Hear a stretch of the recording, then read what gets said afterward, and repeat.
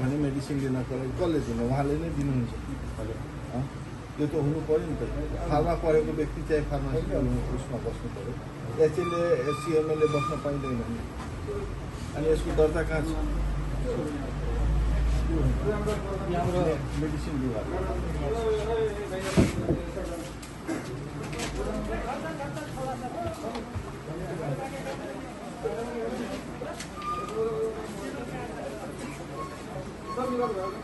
कति बेडको दिया छ के दिया त्योबाट हुँदैन त्यो त खालि उ दिया छ त्यो चाहिँदैन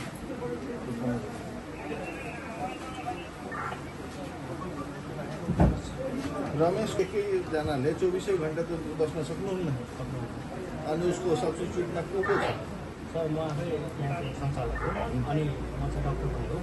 अनि उहाँको एब्सेन्टमा चाहिँ म आफै यहाँ बस्छु अब यस्तो सर अब अहिले हाम्रो त्यति पेसेन्टको फ्लो छैन हामीले भर्खरै नयाँ खोलेको हो अनि हामीले सर अब त्यो जिल्लाधिकारी हामीले अनि त्यसले गर्दा अनि हामीले सर अब खोल्दैछौँ पनि छौँ फार्मेसी अनि कतिवटा मेडिकल अफिसर राख्नु एकजना छ एकजना हामीसँग जिपी हुनुहुन्छ डेली आउनुहुन्छ प्रत्येक बिहान 3 कुरा आउनुहुन्छ डक्टर शिवशङ्कर गुमाछा उहाँ अरू कहाँ कार्य गर्छ अनि कोही पनि हुन्छ अनि दुईजनाले बिहानदेखि 24 घण्टा मेन्टेन गर्नुहुन्छ डेढ नाइट गरेर कसरी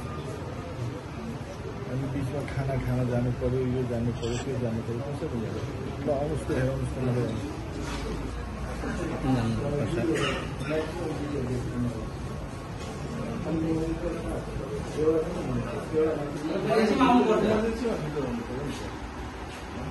त्यो 4 फिटको डिस्टेन्स मेन्टेन गरेर राख्नु पर्यो कहाँ छ 4 फिट तपाईँले 2टा बेडभन्दा बढी त राख्नै पाउनुहुन्न अनि तपाईँले 5वटा बेड राख्नु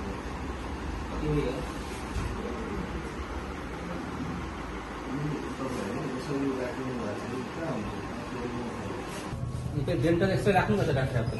डेन्टल एक्सरे छैन डेन्टल हाम्रोमा छैन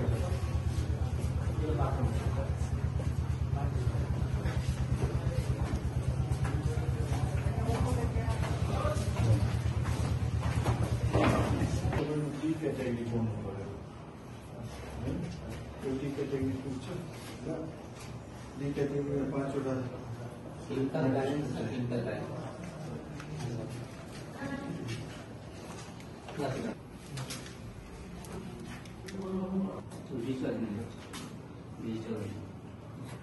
सेंट्रीफ्यूज तीन साथ है ना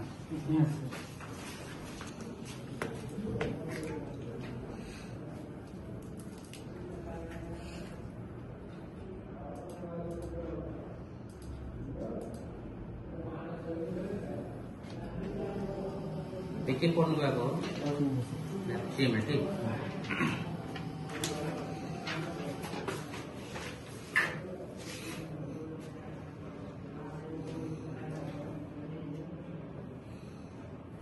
सही कसको हुन्छ यहाँ त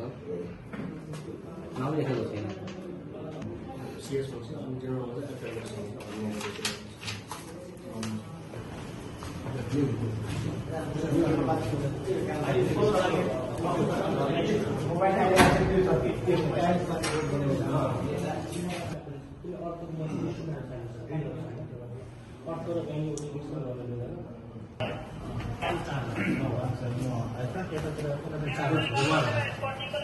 जनरल वार्ड